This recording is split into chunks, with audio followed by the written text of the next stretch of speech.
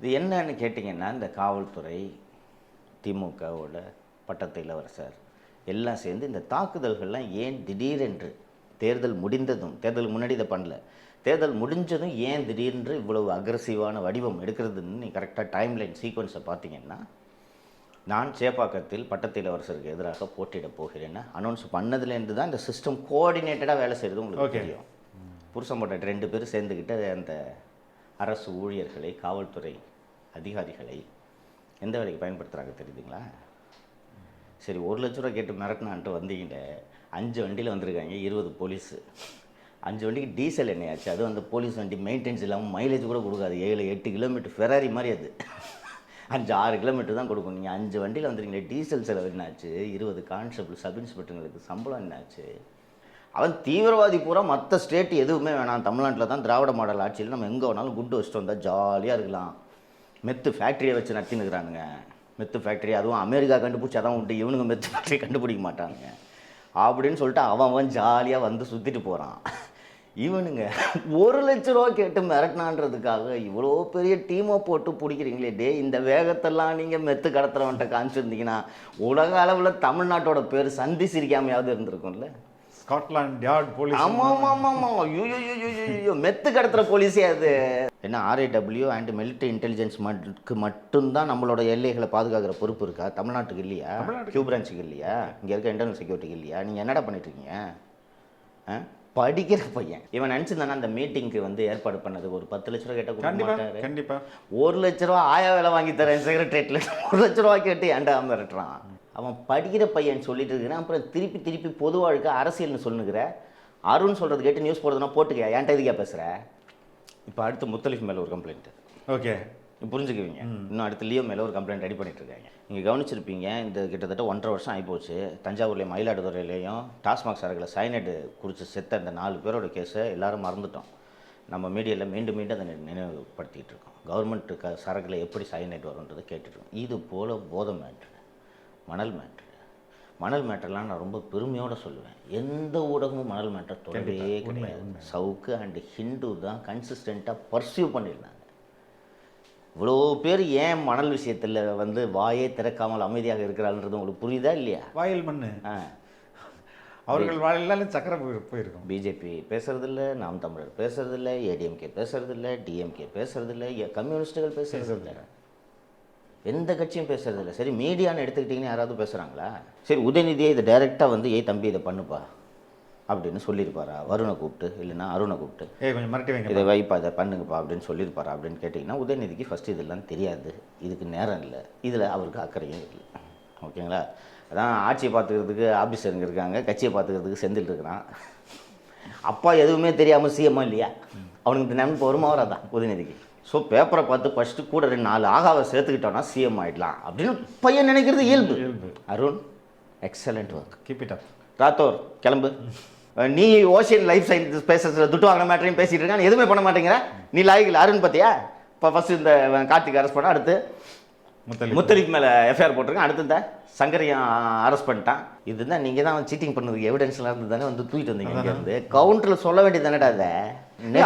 அவங்க தானே பொறுப்பாக இருக்கணும். அவங்க தானே இது மாதிரி போலி வழக்குகளை போடக்கூடாது. முறையான கைட்லைன்ஸை வந்து அவங்க வந்து அப்ளை பண்ணணும்ல கைதும் போது.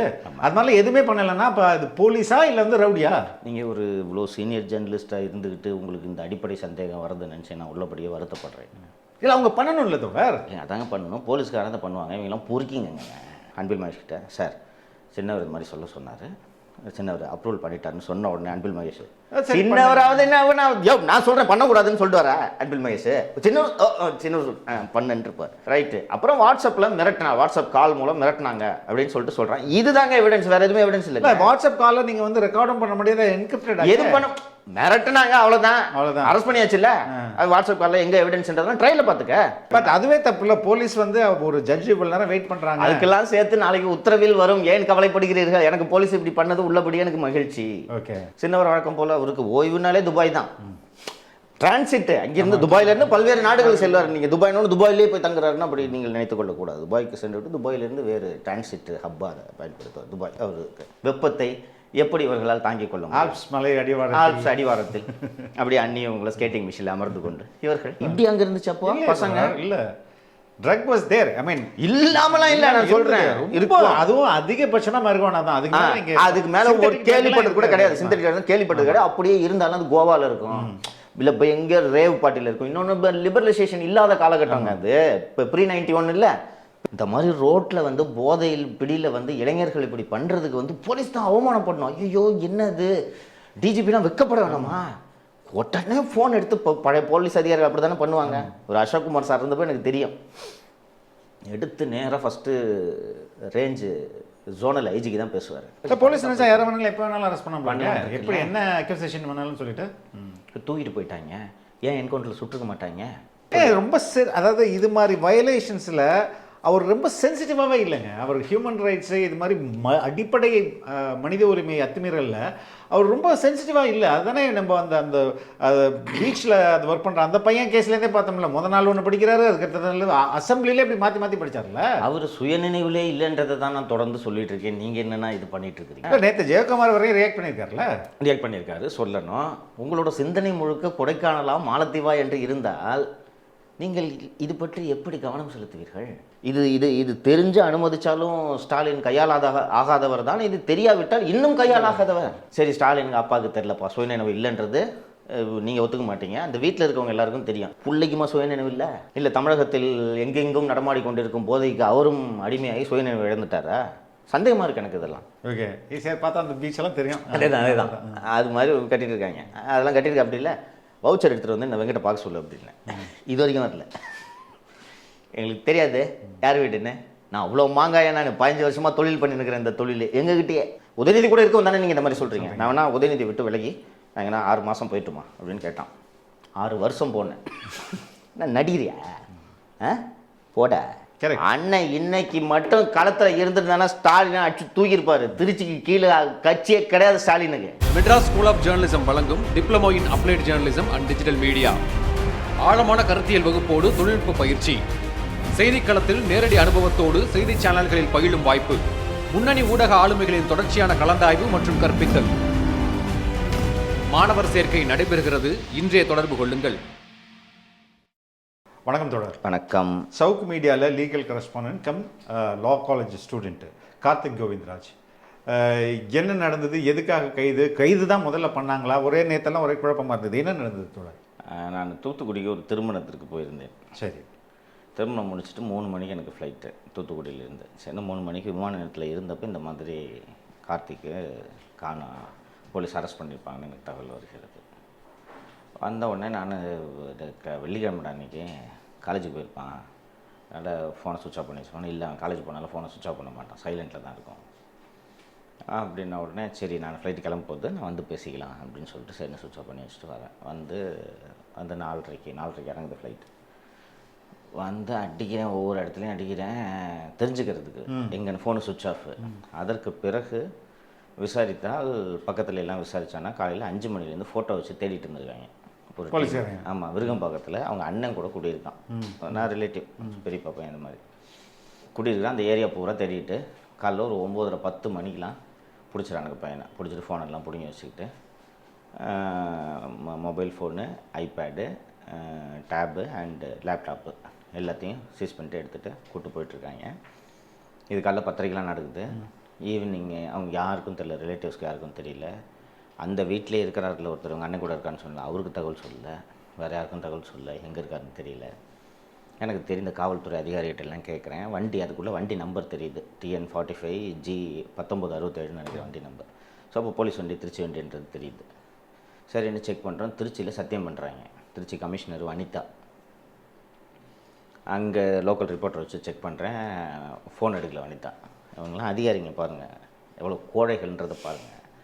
மனோகரன் ஒரு டிஐஜி, திருச்சி சிட்டி வந்து வனிதா, ரூரல் எஸ்பி வந்து வருண்குமார். அவர் 1 வாரமாக லீவில் போயிருக்கார். எலெக்ஷன் முடிஞ்சவொடனே லீவ். மாடல் கோட் ஆஃப் கான்டாக்டும் போது எதுக்கு லீவில் போகிறாருன்னு உங்களுக்கு தோணும். இந்த வேலையை பண்ணுறதுக்கு தான். ஓகே. So Varun Kumar leave. அதுக்கப்புறம் இன்சார்ஜாக தான் இந்த டிஐஜி மனோகரன் இருக்கார். அவர்கிட்ட கேட்டால் அந்த ஃபோன் எடுக்கல. அப்புறம் திருச்சி ஐஜி சென்ட்ரல் ஜோனுக்கு ஃபோன் அடிக்கிறேன், மெசேஜ் போடுறேன், ஃபோன் யாரும் எடுக்கல, ரெஸ்பாண்ட் பண்ணல. ஒருத்தரும் தகவல் சொல்லல இருக்கானா இல்லையானு. ரிமாண்ட் பண்ணாங்கன்னா இந்த மாதிரி இப்போ ரிமாண்ட் ஆகிடுச்சு. ஆக்சுவலாக ரிமாண்ட் பண்ணால் சொல்லணும்ல, சொல்லணும். யாருக்கு சொன்னது தெரியல. இவங்க கடைசியாக வந்து வாய்மொழியாக இவருக்கு சொல்லப்பட்டதுன்னு இஷ்டத்துக்கு எழுதிப்பானுங்க ஃபார்மில். நீதித்துறையும் இதை பெரிய அளவில் இதை ஸ்க்ரூட்டனைஸ் பண்ணுறதில்ல. அப்புறம் இரவு பூரா தேட்டர், நைட்டு பூரா செக் பண்ணுறேன். சரி இப்போ போலீஸ் கூப்பிட்டு போயிட்டாங்கன்றது வரைக்கும் எனக்கு தெரியுது. சரி ரிமாண்ட் பண்ணாங்கன்னா நிம்மதி அப்படின்னு சொன்ன உடனே அப்புறம் ஒரு காவல்துறையில் இருக்கக்கூடிய நண்பர் ஒருத்தர் அழைச்சி, அண்ணன் அறந்தாங்கி போலீஸ் அரெஸ்ட் பண்ணியிருக்கு. அறந்தாங்கி போலீஸ் தான் அரெஸ்ட் பண்ணி கூப்பிட்டு போயிருக்காங்க சிசிபியில். என்ன கேஸுன்னு கேட்டால் என்ன கேஸுன்னு யாருக்குமே தெரியும். என்ன கேஸு? அப்புறம் ஒரு லேண்டு தகராறுன்னு ஒன்று சொல்லிட்டு இருந்தாங்க. அதாவது இவங்க அப்பா இறக்கிறதுக்கு முன்னாடி ஒருத்தருக்கு லோனுக்கு ஷூரிட்டியாக இருந்திருக்காரு. அந்த லோனை வாங்கினவங்க கட்டலை, இவங்க அப்பா வட்டி கட்டிகிட்டு இருந்திருக்காரு. இவங்க அப்பா இறந்த பிறகு இவன் அவங்க அப்பாவோட லைபிலிட்டி ஏற்றி இவன் வட்டி கட்டியிருக்கான். அது சம்மந்தமாக தான் இருக்கும்ன்ட்டு சொல்கிறாங்க. சரி அது சம்மந்தமாக இருந்தாலும் அதில் என்னடா இவனோட ரோல் என்னடா, இது மிரட்டானான்னு கேட்டேன்னா இல்லை ஷூட்டி கைத்து போட்டிருக்காண்டி. ஷூட்டி கைத்து போட்டதுக்கெலாம் இவன் சரி அந்த லேண்டால் பலன் அடைஞ்சவன் யார், அவன் எங்கே இருக்கான்னு கேட்டால் அவன் தானே இவன் ரூம்மேட்டுன்றான். அப்புறம் விசாரித்தா அவன் அந்த லேண்டு இந்த டிஸ்பியூட்டில் இருக்கிறவன் அவன் கம்ப்ளைண்ட்டும் கொடுக்கல. இந்த லேண்ட்னால பெனிஃபிஷியரி யாருன்னா அவங்கெல்லாம் ஜாலியாக சுற்றிட்டு இருக்காங்க. ஒருத்தர் புதுக்கோட்டையிலே இருக்காரு. அங்கேருந்து ஏன் இவனை வந்து கைது பண்ணிட்டு போகிறாங்கன்றது ஒன்றும் தெரியல. அப்புறம் ஒரு ஸ்டேஜில் வந்து அறந்தாங்கி சிசிபி அப்படின்றது வந்து தெரியுது. என்ன கேஸ்னால் சீட்டிங் கேஸ்ன்னு சொல்கிறாங்க. ஓகே. இதுக்கு நடுவில் சரி இவன் போலீஸ் அரெஸ்டடு ரிமாண்டு பண்ணிவிடுவாங்கன்னு தெரிஞ்சோன்னே ஆஃபீஸில் சொல்லி நியூஸ் போட சொல்லிட்டேன் நான். ஏன்னா அதுதான் அவனுக்கு பாதுகாப்பு. இது இந்த போலீஸ் எப்படி வேலை செய்கிறாங்கன்றது தெரிஞ்சுக்குங்க. தந்தி டிவி ரிப்போர்ட்டர் ஃபோன் பண்ணார். என்னென்ன ஆஃபீஸ் ஸ்டாஃப் அரெஸ்ட் பண்ணிட்டாங்களாமே அப்படின்னாரு. ஆமாங்க அப்படின்னு சொல்லிட்டு சொன்னேன். என்ன கேஸ்ண்ணே சீட்டிங் கேஸாமே அப்படின்னாரு. இல்லைங்க இது தாங்க நடந்தது, அந்த பையன் பணத்துக்கு ஆசைப்படுற பையன் இல்லை, 1 லட்ச ரூபாலாம் வந்து கேட்டு. என்ன ஆக்சுவலாக சீட்டிங் கேஸ்னால் என்ன சொல்லியிருக்காங்க? செக்ரட்டரியேட்டில் வேலை வாங்கி தரேன் அப்படின்னு சொல்லிட்டு 1 லட்ச ரூபா ஒருத்தர்கிட்ட, புதுக்கோட்டையை சேர்ந்த ஒருத்தர்கிட்ட, சத்யராஜ்னு நினைக்கிறேன், வாங்கிட்டதா சொல்லப்படுகிறது புகார்.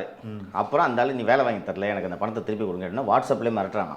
ஓகே, உன்னை கொல்லாமல் விட மாட்டேன் அப்படின்னு. அவர் 5 வாட்ஸ்அப்பில் மிரட்டினதை கேட்டு 5 அவர் உடனே போய் காவல்துறையில் புகார் கொடுத்த உடனே அவங்க வந்து வாட்ஸ்அப்பில் புகார் விடுத்த இந்த சட்டக்கல்லூரி மாணவரை அரெஸ்ட் பண்ணிட்டு போயிட்டாங்க. சரி எனக்கு தெரிஞ்ச 5 வருஷம் முன்னாடியே சத்துணவு ஆயா வேலைக்கு 3 லட்ச ரூபா. சரி செக்ரட்டரியேட்டில் எந்த வேலைங்க 1 லட்ச ரூபாய்க்கு வாங்கி தர முடியும்? ஃபஸ்ட்டு வாங்கி தர முடியாது. இன்னொன்று இவன் 2 வருஷமாக என் கூட இருக்கிறான். இவனுக்கு தெரியும் இந்த மாதிரி வேலை வாங்கி தரேன்னு வசூல் பண்ணுறவங்கள பிடிக்கிறதுக்காக தான் இவனை நான் ட்ரெயின் பண்ணி வச்சுருக்கேனே ஒழிய இவன் போய் இந்த வேலையை ஒரு நாளும் செய்ய மாட்டான். அதுவும் 2 வருஷமாக கூட ட்ராவல் பண்ணுறான். பணம் வாங்குறதுனா இப்படி அங்கே சம்பாதிக்கணும். என் பேரை யூஸ் பண்ணி எவ்வளோ பேர் சம்பாதிச்சிட்டு போகிறாங்க. மணல்காரங்கிட்டே எவ்வளோ பேர் சம்பாதிச்சிட்டு போயிருக்காங்க. அப்படி இருக்கும்போது இவன் இதெல்லாம் பண்ணணுன்ற அவசியம் கிடையாது. இது என்னன்னு கேட்டிங்கன்னா இந்த காவல்துறை, திமுகவோட பட்டத்து இளவரசர் எல்லாம் சேர்ந்து இந்த தாக்குதல்கள்லாம் ஏன் திடீரென்று தேர்தல் முடிந்ததும், தேர்தலுக்கு முன்னாடி இதை பண்ணல, தேர்தல் முடிஞ்சதும் ஏன் திடீரென்று இவ்வளவு அக்ரெசிவான வடிவம் எடுக்கிறதுன்னு நீ கரெக்டாக டைம்லைன் சீக்வன்ஸை பார்த்தீங்கன்னா, நான் சேப்பாக்கத்தில் பட்டத்து இளவரசருக்கு எதிராக போட்டியிட போகிறேன்னு அனௌன்ஸ் பண்ணதுலேருந்து தான் இந்த சிஸ்டம் கோஆர்டினேட்டடாக வேலை செய்கிறது உங்களுக்கு தெரியும். இந்த சம்பவம் நடந்தது உடனே கூட இப்போது அரசு பொறுப்பில் இருப்பது தேர்தல் ஆணையம் இல்லைங்களா? தேர்தல் ஆணையத்துக்கு தான் நான் மீண்டும் புகார் அனுப்புகிறேன். இதற்கு முன்னாடி நடந்த டேட்டா தெஃப்ட்டுக்கும் தேர்தல் ஆணையத்துக்கு தான் புகார் அனுப்புகிறேன். 2லேயுமே தேர்தல் ஆணையம் எந்த நடவடிக்கையும் எடுக்கவில்லை. மற்ற தொகுதிகளில் மற்ற மாநிலங்களில் எப்படி என்று எனக்கு தெரியாது. தமிழகத்தை பொறுத்தவரை தமிழக தேர்தல் ஆணையம் திமுகவோட ஒரு பிரிவாக தான் தமிழகத்தில் இந்த தேர்தல் இதில் செலவு பண்ணிச்சு. நீங்களே கேள்விப்பட்டிருப்பீங்க, அசஸ் பண்ணியிருப்பீங்க. அதிமுகவோட திமுக வேட்பாளர்கள் தான் அதிக இடங்களில் பணம் பட்டுவாடா செய்திருக்கிறார்கள். ஏன் தேர்தல் ஆணையத்தை பிடிக்கல இல்லைங்களா? ஸோ தேர்தல் ஆணையத்தோட கண்ட்ரோலில் தானே இப்போ இதுக்கு யாருமே பொறுப்பேற்றுக்க மாட்டாங்க. கொஞ்சம் யோசிச்சு பாருங்கள். இன்னொன்று, ஏன் அறந்தாங்கியில் கேஸ் போட்டாங்க அப்படின்றது ஒரு தெரியும். பிடிக்க போனது திருச்சி ஆட்கள். ஓகே, அறந்தாங்கியில் ஏன் கேஸ் போட்டாங்கன்றது ஒரு கேள்வி வருது. மேபி சொந்த ஊர் அந்த பையனோட சொந்த ஊராக இருக்கலாம். சரி, அறந்தாங்கியில் என்னன்னா அறந்தாங்கி போலீஸ் டீம் தானே போகணும் பிடிக்கிறதுக்கு. ஏன் திருச்சி டீம் போகுது? தோணலையா உங்களுக்கு இது? ஏன் திருச்சி டீம் போகுதுன்னா, திருச்சி ரூரலோட எஸ்பி வந்து திரு வருண்குமார் ஐபிஎஸ். அவர் ஏற்கனவே ஒரு பெண் விவகாரத்தில் சிக்கினதுனால அவரை பனிஷ்மெண்ட் போஸ்டிங்காக திருச்சி ரூரலுக்கு போட்டிருக்காங்க. வந்து பிடிக்க வந்ததெல்லாம் அருண்குமாரோட மேன் பவர். சரி, அருண்குமார் என்ன பண்ணிட்டுருக்கான்னு கேட்டால் ஏற்கனவே சொன்னேன் லீவில் இருக்காருன்ட்டு. சரி, கேசியை அறந்தாங்கிலன்னு கேட்டிங்கன்னா, அறந்தாங்கியில் எஸ்பியை புதுக்கோட்டையோட எஸ்பியாக இருக்கிறது இவரோட மனைவி வந்திதா பாண்டே. எப்படி வேலை நடக்குது தெரிதா? புருஷன் போட்ட 2 பேர் சேர்ந்துக்கிட்டு அந்த அரசு ஊழியர்களை, காவல்துறை அதிகாரிகளை எந்த வேலைக்கு பயன்படுத்துகிறாங்க தெரியுதுங்களா? சரி 1 லட்ச ரூபா கேட்டு மிரட்டினான்ட்டு வந்தீங்களே, 5 வண்டியில் வந்திருக்காங்க, 20 போலீஸு. 5 வண்டிக்கு டீசல் எண்ணெயாச்சு. அதுவும் அந்த போலீஸ் வண்டி மெயின்டெனன்ஸ் இல்லாமல் மைலேஜ் கூட கொடுக்காது. 7-8 கிலோமீட்டர் ஃபெராரி மாதிரி அது. 5-6 கிலோமீட்டர் தான் கொடுக்கும். நீங்கள் 5 வண்டியில் வந்துருக்கீங்களே, டீசல் செலவு என்னாச்சு? 20 கான்ஸ்டபிள் சப் இன்ஸ்பெக்டருக்கு சம்பளம் என்னாச்சு? சரி, இது சீட்டிங் கேஸாக இருந்தால் மொபைல் ஃபோன் ஐபேடெல்லாம் எதுக்கிட்ட தூக்கிட்டு போனீங்க? சரி, அது இந்த புகார் உண்மைன்னு நான் வச்சுக்கிறேங்க ஃபெலிக்ஸ், ஒரு வாதத்துக்கு உண்மைன்னு வச்சுக்கிறேன். ஒரு ஃபோனை பண்ணி, தம்பி வாப்பா, ஆமாம், என்ன கணக்கு, என்ன காலேஜில் படிக்கிறியா, ரவுடித்தனம் பண்ணுறியா, கட்ட பஞ்சாயத்து பண்ணுறியா, வா அப்படின்னு சொன்னால் முடிஞ்சு போச்சா? ஆமாம். வந்து கேட்டால் இந்த மாதிரி என்கிட்ட சொல்ல போகிறான், அண்ணன் இந்த மாதிரி நான் கூப்பிட்றாங்கன்னு. சரி போயிட்டு வாப்பா, கூட அட்வொகேட் அனுப்பிட்டோம், போயிட்டு வா, என்னடா எதுவும் பண்ணியா உண்மையிலே அப்படின்னு கேட்பேன்.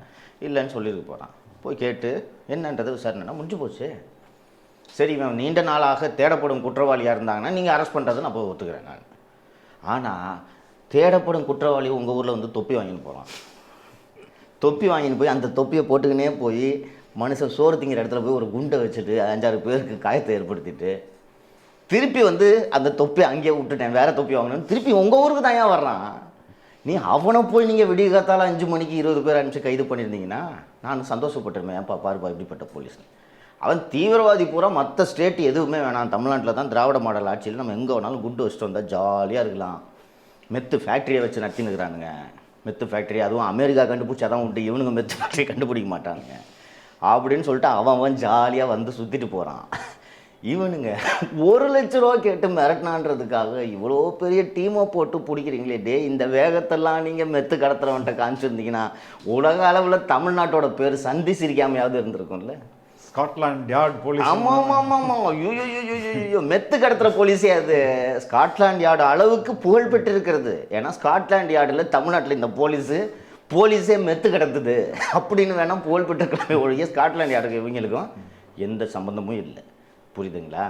உள்நாட்டு பாதுகாப்பில் எவ்வளவு கோட்டை விட்டு கொண்டிருக்கிறார்கள்ன்றதெல்லாம் ரொம்ப வெளிப்படையாக பேச முடியாது. வி ஆர் இன்டர்நேஷ்னல் பார்டருங்க. ஆமாம். இலங்கையில் என்ன நடந்துகிட்டு இருக்குன்றது தெரியலங்க உங்களுக்கு. ஏன்னா RAW அண்ட் மிலிட்டரி இன்டெலிஜென்ஸ்க்கு மட்டும்தான் நம்மளோட எல்லைகளை பாதுகாக்கிற பொறுப்பு இருக்கா? தமிழ்நாட்டுக்கு இல்லையா?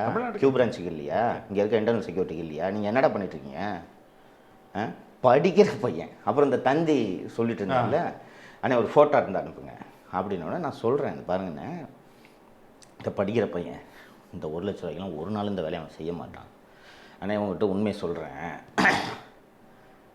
மணல் ராமச்சந்திரன் ஒருத்தர் எஸ் ராமச்சந்திரன் எனக்கு அறிமுகமானதே இவன் மூலமாக தான். இந்த மாதிரி உங்களை பார்க்கணுன்னு சொல்கிறாருன்னு சொன்ன உடனே இவன் தான் சொன்ன உடனே சரிப்பா பார்க்கலாம் அப்படின்னு சொன்னோன்னா பார்க்குறேன். நான் அவர் பார்த்ததெல்லாம் உள்ளபடி உண்மை.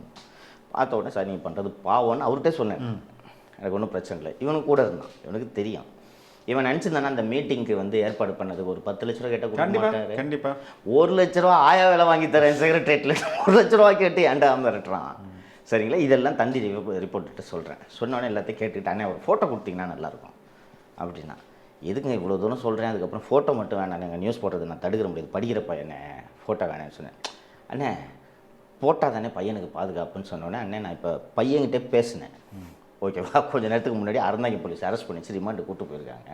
பையன்கிட்ட பேசினேன், பையன் பாதுகாப்பாக இருக்கான், அதனால் ஃபோட்டோ வேண்டாண்ணே அப்படின்னு சொன்ன உடனே, பொது வாழ்க்கைன்னு வந்துட்டு அதெல்லாம் சகஜம் தானே, அரசியல் தானே அப்படின்னாரு. சொன்னோன்னே, யோ யார் அரசியல்? நான் அரசியலில் இருக்கேன், என் ஃபோட்டோவை போடு. அவன் படிக்கிற பையன் சொல்லிட்டு இருக்கிறேன், அப்புறம் திருப்பி பொது வாழ்க்கை அரசியல்னு சொல்லுங்கிற. அருண் சொல்கிறது கேட்டு நியூஸ் போடுறதுனா போட்டுக்க, என்கிட்ட எதுக்கா பேசுகிற? இப்படி தான் பேசுனேன், இந்த தந்தி ரிப்போர்ட்டு என்கிட்ட எதுக்கா பேசுகிற நீ? அவன் சொல்கிறது கேட்டு நியூஸ் போடுறது தானே நீ வந்து என்கிட்ட வர்ற நீ? என்கிட்ட எதுக்கு பேசுகிற? போட்டுக்க, உன் இஷ்டத்துக்கு நியூஸ் போட்டுக்கன்னு சொன்னோன்னே தந்தி டிவியில் மட்டும் வந்துருந்துச்சு பார்த்தீங்களா, தலைமைச் செயலத்தில் வேலை வாங்கி தருவதாக சட்டக்கல்லூரி மாணவர் மோசடின்ட்டு இந்த பையன் ஃபோட்டோ போட்டு. ஸோ இவங்க இதோட நோக்கம்னு ஒன்று இருக்குல்ல, இதெல்லாம் அதுதான் மெயினாக நான் புரிஞ்சுக்கணும்னு நினைக்கிறேன். ஏன்னா நேரடியாக இஃப் யூஆர் த எனிமி, நேரடியாக உங்கள் மேலே கேஸை போட்டு அரெஸ்ட் பண்ணி போயிட்டே இருக்கலாமே. அது எதுக்கு சின்ன பசங்க மேலே வந்து போலீஸ் வந்து இங்கேருந்து வந்து அலக்கழிச்சு ஏதோ பெரிய குற்றவாளி மாதிரி கடத்திட்டு போகிறது? இப்போ அடுத்து முத்தலிஃப் மேலே ஒரு கம்ப்ளைண்ட். ஓகே, புரிஞ்சுக்குவீங்க. இன்னும் அடுத்து லியோ மேலே ஒரு கம்ப்ளைண்ட் ரெடி பண்ணிட்டு இருக்காங்க. இவர் லியோ சாரி ஃபெலிக்ஸ். நீங்கள் நல்லா கவனித்து பார்த்தீங்கன்னா இந்த 8 மாதமாக சவுக்கு மீடியா பண்ண ஜேர்னலிசம் நீங்கள் பார்த்துக்கிட்டு இருந்தீங்க. அதுக்கு முன்னாடி நான் இண்டிவிஜுவலாக பண்ணிட்டு இருந்தேன். நம்ம பேசிகிட்டு இருப்போம். இப்போ நிறைய ஏகப்பட்ட ஸ்கேம்ஸை நம்ம பிரேக் பண்ணியிருக்கோம். அப்போது இதோட தாக்கம் லிமிட்டடாக இருக்கும். இங்கே கொஞ்சம் பேசுவேன், வெளியில் கொஞ்சம் பேசுவேன், தாக்கம் லிமிட்டடாக இருக்கும். இன்றைக்கி என்கிட்ட ஒரு மீடியா ஹவுஸ் இருக்குது, என்கிட்ட ஒரு இன்ஃப்ராஸ்ட்ரக்சர் இருக்குது. யாரும் கவனிக்க விரும்பாத செய்திகள் மீது என்னால் வெளிச்சம் போட்டு காட்ட முடியுது. நீங்கள் கவனிச்சிருப்பீங்க, இந்த கிட்டத்தட்ட 1.5 வருஷம் ஆகிப்போச்சு. தஞ்சாவூர்லேயும் மயிலாடுதுறையிலையும் டாஸ்மாக் சரக்கில் சைனைடு குடிச்சு செத்த அந்த 4 பேரோட கேஸை எல்லோரும் மறந்துட்டோம். நம்ம மீடியாவில் மீண்டும் அதை நினைவுபடுத்திகிட்டு இருக்கோம். கவர்மெண்ட்டு சரக்கில் எப்படி சைனைடு வரும்ன்றதை கேட்டுட்ருக்கோம். இது போல் போதை மேட்ரு, மணல் மேட்டர்லாம் நான் ரொம்ப பெருமையோடு சொல்லுவேன். எந்த ஊடகமும் மணல் மேட்டரை தொடவே கிடையாது. சவுக்கு அண்டு ஹிந்து தான் கன்சிஸ்டண்ட்டாக பர்சியூ பண்ணியிருந்தாங்க. இவ்வளோ பேர் ஏன் மணல் விஷயத்தில் வாயே திறக்காமல் அமைதியாக இருக்கிறாள்ன்றது உங்களுக்கு புரியுதா இல்லையா? வாயில் மண்ணு அவர்கள் வாயிலாலும் சக்கரை போயிருக்கும். பிஜேபி பேசுறதில்ல, நாம் தமிழர் பேசுறதில்ல, ஏடிஎம்கே பேசுறதில்ல, டிஎம்கே பேசுறதில்ல, கம்யூனிஸ்ட்டுகள் பேசுறதில்ல, எந்த கட்சியும் பேசுறதில்ல. சரி, மீடியான்னு எடுத்துக்கிட்டிங்கன்னு யாராவது பேசுகிறாங்களா? So Hindu and Savukku media மட்டும்தான் கன்சிஸ்டண்ட்டாக மணலை பர்சியூ பண்ணிட்டு வரும். அண்டு மீதி இருக்க இதை செய்ய வேண்டிய ஊடகங்கள் ஏன் அமைதியாக இருக்கிறார்கள் கேள்வி ஒன்று வருதா? கண்டிப்பாக. அதே மாதிரி நீங்கள் சொன்ன அந்த வாயில் மண்ணு தான். ஓகேவா? அப்போது இந்த மாதிரி ஒரு மீடியாவோட வாயை அடக்க முடியலையன்ற அந்த கோபம் அவங்களுக்கு இருக்கும் தானே. இதனால் கோபப்படாதவர்கள் யாராக இருப்பார்கள்? கண்டிப்பாக. அண்ட் இந்த ட்ரக்கு பஸ்ட்டு, டெல்லியில் ட்ரக்கு பஸ்ட்டு ஜாஃபர் சாதிக்ன்றவர் தான் மாஸ்டர் மைண்டுன்றது தெரிஞ்ச உடனே எவ்வளவு விஷயங்களை சவுக்கு ஊடகங்கள் திமுகவினருக்கும் இந்த போதைக்கு மறந்து கடத்தலுக்குமான தொடர்புகளை, அமீர் தொடர்பு, மற்ற தொடர்புகள், திமுக தொடர்பு, இதெல்லாம் கன்சிஸ்டண்ட்டாக எப்படி டீகோடு பண்ணி சொல்கிறோன்றதை நீங்கள் பார்த்துருப்பீங்க. இதை நாம் இட்டுக்கட்டி காற்றுலேருந்து கதை வரைந்து சொல்லவில்லை. நம்மளோட சோர்ஸஸ் மூலமாக டெவலப் பண்ணி எல்லாத்தையும் சொல்லிகிட்டு இருக்கோம். அண்ட் செந்தில் பாலாஜியோட ஜாப் ராக்கெட்லேருந்து இன்று வரை கன்சிஸ்டண்ட்டாக ஜேர்னலிசம் இப்படி பண்ணிகிட்டு இருக்கோம். அண்ட் வெளிப்படையாக பைனாப்பிள் கேசரி வரை க்ளீனாக நம்ம சொல்லிகிட்டு இருக்கோம். ஒரு ஜேர்னலிஸ்ட் செய்ய வேண்டிய வேலையை சவுக்கு ஊடகம் செய்து கொண்டு இருக்கிறது. இது போக லீகல் ஆஸ்பெக்ட்ஸ், லீகல் இஷ்யூஸ் எதுவாக இருந்தாலும் அதை மக்களுக்கு தெளிவுபடுத்தும் வகையில் மிக தெளிவாக சொல்லியிருக்கிறோம். பத்திரப்பதிவு துறையில் இருக்கக்கூடிய ஊழல்கள் இது போல் நான் தொடர்ந்து அடுக்கிக்கிட்டே போகலாம். நாங்கள் செஞ்ச வேலையை, மக்கள் பிரச்சனைகளை தொடர்ந்து பேசிகிட்டு இருக்கோம். ஸோ இப்போ நான் ஏற்கனவே சொன்னேன், ஹிந்து அண்டு சவுக்கு மீடியா தவிர வேறு யாரும் மணல் விஷயத்தை பேசுறதுன்னு. இது இவங்க எல்லாருக்கும் கண்ணை உறுத்துது தானே. அதுபோக இந்த தேர்தலில் சவுக்கு மீடியா ஆற்றிய பணி. ஸோ நான் வெளிப்படையாக என்னோட நிலைப்பாட்டை சொல்லிட்டு தான் இந்த முடிவு எடுத்தேன். நீங்களும் பார்த்துருப்பீங்க. நீ தான் ஏடிஎம்கே சப்போர்ட் பண்ணி ஆமாம் பண்ணுறேன்னு தானே சொன்னேன். நான் மறுக்கலையே. ஏன் பண்ணுறேன்ற காரணத்தை நான் விளக்கிட்டேன். உங்ககிட்டே நான் டீட்டெயிலாக பேசினேன், சவுக்கு மீடியாலையும் விளக்கியிருக்கேன். இதுவும் இவங்களுக்கு பாதிப்பாக இருக்குது. இதுக்கெல்லாம் நீட்சியாக அந்த மிகப்பெரிய அந்த வண்டியின் கடைசி மயிலிறகு போல் வந்தது தான் சேப்பாக்கத்தில் நான் போட்டுட்டேன் என்று சொல்கிறேன். சரி, உதயநிதியை இதை டைரெக்டாக தம்பி இதை பண்ணுப்பா அப்படின்னு சொல்லியிருப்பாரா? வருணை கூப்பிட்டு, இல்லைன்னா அருணை கூப்பிட்டு கொஞ்சம் மிரட்டி வைங்க, இதை வைப்பா, இதை பண்ணுங்கப்பா அப்படின்னு சொல்லியிருப்பாரா அப்படின்னு கேட்டிங்கன்னா, உதயநிதிக்கு ஃபஸ்ட்டு இதெல்லாம் தெரியாது, இதுக்கு நேரம் இல்லை, இதில் அவருக்கு அக்கறையும் இல்லை. ஓகேங்களா? அதான் ஆட்சியை பார்த்துக்கிறதுக்கு ஆஃபீஸருங்க இருக்காங்க, கட்சியை பார்த்துக்கிறதுக்கு செந்தில் இருக்கிறான். அப்பா எதுவுமே தெரியாமல் சிஎம்மா இல்லையா? அவனுக்கு இந்த நினைப்பு வருமா வராதான் உதயநிதிக்கு? கண்டிப்பாக. கொஞ்சம் யோசிச்சு பாருங்களேன், பக்கத்துல இருந்து பார்க்குற அப்படி. ஓகேவா? இப்போது நீங்கள் இப்போ கஷ்டப்படுறத வீட்டில் பாப்பா பார்த்துட்டு அப்பா நான் ஜேர்னலிஸ்ட் வரமாட்டேன்னு சொல்லுது. நீங்கள் கஷ்டப்படாமல் ஈஸியாக பணம் சம்பாதிக்கிறத பாப்பா பார்த்துட்டு இருந்துச்சுன்னா சொல்லுங்க, டாடி இவ்வளோ ஈஸியான வேலை உலகத்தில் எதுவும் இல்லை, அதனால் நானும் ஜேர்னலிஸ்ட்டுக்கு வரேன் அப்படின்னு சொல்லுவோம். ஸோ இவன் பார்க்குறான், எந்த உழைப்பையுமே போடாமல் அப்பா இளைஞரணி தலைவரானார், உள்ளாட்சித்துறை அமைச்சரானார், துணை முதல்வரானார், இப்போ முதல்வரும் ஆகிட்டார். இதுக்காக அப்பா செய்கிற உழைப்புன்னு என்னன்னு பார்த்தா, நான் நடிகிற பட்டை பார்த்து ரிவ்யூ போடுறது தவிர பெரிய உழைப்பு அப்பா எதுவுமே பண்ணலை. ஸோ பேப்பரை பார்த்து ஃபஸ்ட்டு கூட 4 ஆகாவை சேர்த்துக்கிட்டோன்னா சிஎம் ஆகிடலாம் அப்படின்னு பையன் நினைக்கிறது இயல்பு இல்லைங்களா? அந்த அடிப்படையில் உதயநிதி இதை பற்றிலாம் அவருக்கு அக்கறையே கிடையாது. ஸோ பையனுக்கும் அக்கறை இல்லை, அப்பாவுக்கும் அக்கறை இல்லைன்றதெல்லாம் நல்லா தெரிஞ்ச உடனே இங்கே இருக்கக்கூடிய இந்த அதிகாரிகளுக்கு மனசில் என்ன வரும்? எல்லோரும் கம்முன்னு இருக்கானுங்க, இவன் மட்டும் பேசினுக்கிறான். இவன் மேலே 4 பொய் கேஸை போட்டு தூக்கி உள்ளே வச்சுட்டு, சார் நான் தான் இவனை தூக்கி பொய் கேஸில் உள்ளே இந்த மாதிரி வச்சேன்னு சொன்னான். Arun excellent work, keep it up. Rathore கிளம்பு, அருண் போய் ஜாயின் பண்ணிக்க, அடுத்த 2 வருஷம் நம்ம ஆட்சி முடிகிற வரைக்கும் நீ தான் சென்னை சிட்டி கமிஷனர். ராத்தோர் போயா, எவ்வளோ வருஷமாக சொல்லிட்டுருக்கேன் அவனை மீடியா அரெஸ்ட் பண்ண, அங்கேயே உட்காந்துட்டு இது பண்ணிட்டு இருக்கான். நீ ஓஷியன் லைஃப் சயின்ஸ் பேசுறதுல துட்டு வாங்கின மேட்டரையும் பேசிகிட்டு இருக்கான், எதுவுமே பண்ண மாட்டேங்கிற. நீ லாய்க்கு அருண் பார்த்தியா? இப்போ ஃபஸ்ட்டு இந்த கார்த்திக் அரெஸ்ட் பண்ண, அடுத்து முத்தலீப் மேலே எஃப்ஐஆர் போட்டிருக்கேன், அடுத்தத சங்கரையும் அரெஸ்ட் பண்ணிட்டான் அப்படின்னு சொல்லிட்டு இவரை ஆக்கிடுவாங்க. இது எக்ஸிக்யூட்டிவ் பண்ணவர்னு ஒருத்தர் இருக்கார்ல வருண்குமார், அவரு கூப்பிட்டு தம்பி இது திருச்சி ரூரலில் அதுவும் அந்த திருவெரும்பூர் இது பக்கம்லாம் வெயில் வேறு அதிகமாக இருக்குது ரைட்டா, சிட்டியில் வந்து புழுன்னு எந்த கஷ்டமும் படாமல் இங்கே ஒரு வேலையை பார்க்கலாம் அப்படின்ட்டு இவருக்கு இது. ஏன்னா வந்த உடனே நீங்கள் பார்த்தீங்கன்னா டிஎம்கே கவர்மெண்ட்டோட one of the first postings எதுன்னு கேட்டிங்கன்னா திருவள்ளூர் எஸ்பி. அது சங்கர் ஜிவால் போஸ்டிங்கோட சேர்த்து கமிஷன் போஸ்டிங்கோட சேர்த்து வந்துச்சு. எஸ்பிக்கு வந்த ஃபஸ்ட்டு நியமனம் எதுன்னு கேட்டிங்கன்னா வருண்குமார் திருவள்ளூருக்கு எஸ்பியை போட்டாங்க. நினைவு இருக்கு அவங்களுக்கு? எல்லாம் அப்போவே எல்லாருக்கும் ஸ்ட்ரேஞ்சாக இருந்துச்சு. ஃபஸ்ட்டு டிஜி ஏடிஜிலாம் முடிச்சுட்டு தான் எஸ்பிக்கு வருவாங்க, இது என்ன எடுத்தோன்னே எஸ்பியை போடுறாங்க. அந்த அளவுக்கு வருண்குமாருக்கு செல்வாக்கு, அந்த செல்வாக்கு இப்போது விழுந்து விட்டு. ஸோ இப்போ இந்த ரவுடி வேலையை செஞ்சு கொடுத்தோன்னா ஓகே இவர் வெப்பன்லாம் சப்ளை பண்ணி ஆளை தூக்கின்னு வந்துடுவார். ஒய்ஃப்கிட்ட சொல்லி அம்மா கேஸ் போட்டு விடுமா அப்படின்னு சொன்னால் அவங்க போட்டு ரிமாண்ட் பண்ணுவாங்க. இன்னொரு விஷயம் ஒரு நிமிஷம் முடிச்சிடுறேன். நேற்று ஜாமீன் மனு விசாரணைக்கு வருகிறது. நீதிபதி விசாரிச்சுட்டு ஆர்குமெண்ட்ஸ் கேட்டுட்டு உங்களோட பதில் மனுவை தாக்கல் செய்யுங்க. அதில் என்னென்னா அந்த போலீஸ் சைடை கேட்காம ஜட்ஜு ஆர்டர் ஏன் பாஸ் பண்ண முடியாது, இந்த 506(2) கொலை மிரட்டல் போட்டிருக்காங்க. உன்னை கொல்லாமல் விட மாட்டேன் வாட்ஸ்அப்பில் சொன்னால அதுக்கான செக்ஷன் இருக்கனால கேட்கணும்னு சொல்லிட்டு ரிப்ளை எப்போ ஃபைல் பண்ணிக்கணும்னா ஆஃப்டர்நூன் ஃபைல் பண்ணுறேன்ருக்காங்க. சரி ஃபைல் பண்ணுங்கன்னு ஜட்ஜு உட்காந்துருக்காங்க. 3 மணி ஆகுது. எப்போங்க ஃபைல் பண்ணுறீங்க என்னொன்னே, இல்லை மேடம் லேட் ஆகும், மண்டே போடுங்க. மண்டேலாம் போட முடியாது, அந்த ஜூரிஸ்டிக்ஷன் ஜேஎம்மு எஸ்ஹெச் வந்து பார்க்கணும், ஸ்டேஷன் ஹவுஸ் ஆஃபீஸர் இன்ஸ்பெக்டர் வந்து என்னை பார்க்க சொல்லுங்கள் அப்படின்னு சொன்ன உடனே 3 மணிக்கு போயிட்டு 4 மணிக்கு வந்து அம்மா இன்ஸ்பெக்டர் மானாமதுரையில் இருக்கார் வந்து சொல்கிறாங்க. சரி அதனால் என்ன வந்து பார்க்க முடியாது, சரி பார்க்காம போட்டோம் ரிப்ளை ஃபைல் பண்ண சொல்லுங்கள் அப்படின்றாங்க. இல்லைம்மா இன்ஸ்பெக்டர் வந்தால் தான் பண்ண முடியும். இந்த பாருங்கள் இன்ஸ்பெக்டர் இல்லைனா பரவாயில்ல, சப் இன்ஸ்பெக்டராவது வரணும், நான் 8:30 மணி வரைக்கும் கோர்ட்டில் உட்காந்துருப்பேன், இன்றைக்கி ரிப்ளை எனக்கு ஃபைல் பண்ணி ஆகணும் அப்படின்னு மேஜிஸ்ட்ரேட்டும் விடல. சரின்னு வெயிட் பண்ணுறாங்க 8 மணி வரைக்கும் வரல. இப்போ மேஜிஸ்ட்ரேட் கூப்பிட்டு இந்த பாருங்கள் நீங்கள் என்ன ஒரு தனிநபராக பார்க்காதீங்க, கோர்ட்டை வெயிட் பண்ண வைக்கிறீங்க நீங்கள், நான் இன்றைக்கி ரிப்ளை வேணும்ன்ட்டு நான் சொல்கிறேன், அதை மீறியும் 8:30 வரைக்கும் நீங்கள் கொடுக்கல, நாளைக்கு மார்னிங் 10:30க்கு ஃபஸ்ட் ஐட்டமாக இதை எடுத்து I will pass orders with or without your reply அப்படின்னு மேஜிஸ்ட்ரேட் சொல்லிட்டு. இதுதான் நீங்கள் தான் சீட்டிங் பண்ணதுக்கு எவிடன்ஸ்லாம் இருந்து தானே வந்து தூக்கிட்டு வந்தீங்க இங்கேருந்து, கவுண்டரில் சொல்ல வேண்டியது தானடா அதை. இது போக சென்னை உயர்நீதிமன்றத்தில் இந்த எஃப்ஐஆரை ரத்து பண்ணுறதுக்கான வழக்கு தனியாக தாக்கல் செய்யப்படுகிறது. Will fight it legally. ஆமாம் Kaspar will fight it legally. இப்போ நான் ஹூ ஆல் ஆர் இன்வால்வ்ன்றதை நான் சொன்னேன். The entire system is involve. Whole system is இல்லை தொடர். ஒரு முத்தலீஃபையும் ஒரு நம்ம லியோவையும் கார்த்தையும் தூக்கி உள்ளே போடுறதுனாலேயே இந்த மொத்த ஆக்டிவிட்டீஸை முடக்க முடியாதுல்ல. அவங்கள்ட்ட அவங்க பாஸ் கிட்ட நல்ல பேர் அப்படி அதை தாண்டி என்ன பண்ணிட முடியுதுல்ல. அந்த அளவுக்கு சிந்தனையும் அறிவும் இருந்தது என்றால் ஏன் இந்த வேலையை செய்கிறார்கள்? நீங்கள் பழைய ஆளுங்கக்கிட்டலாம் போய் கேட்டிங்கன்னா சொல்லுவாங்க. இங்கே ஜாஃபர் சேட்டுக்கிட்ட இந்த மாதிரி சார் மேலே 2 கேஸை போட்டு கூட இருக்கவங்களாம் அரெஸ்ட் பண்ணுறோம் அப்படின்னு சொல்லிட்டு சொல்லணுன்னே, போன வாரம் தான்டா என் ஒய்ஃப் மேலே இருக்கிற எஃப்ஐஆர் சார்ஜ் ஷீட்டு குவாஷ் ஆச்சு சுப்ரீம் கோர்ட்டில்.